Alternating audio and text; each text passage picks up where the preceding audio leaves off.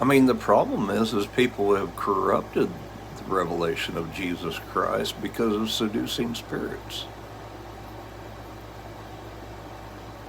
You know, I mean, look at how Jesus rebuked Peter when it was getting close to the time that Jesus should be handed over to the chief priests and to sinners, you know, to be ill-treated and crucified, and then risen from the dead the third day.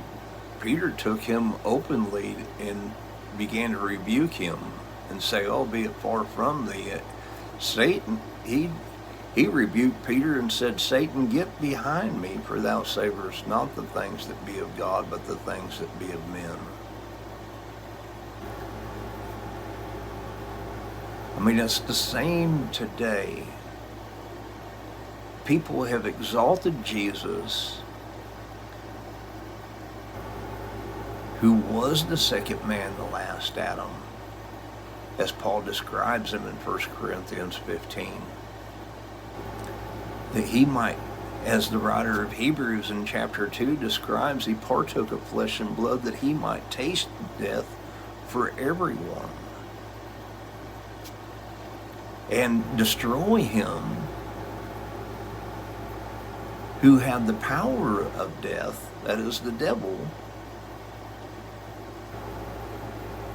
and liberate us who through fear of death were held or subject to bondage through the fear of death all of our lifetime. I mean, we need to see the revelation of the truth because people have corrupted the revelation of the truth. I mean, people are stuck on Jesus as the Word and don't want to accept the fact that he was born of a woman, made under the law, that he might redeem us who were under the law, that we might receive the adoption of sons.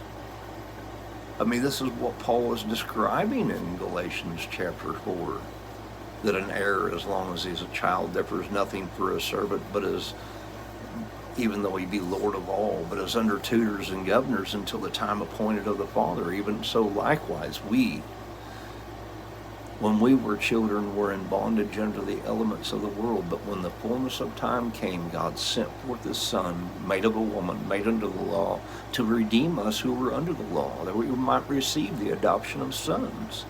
We need to understand the truth.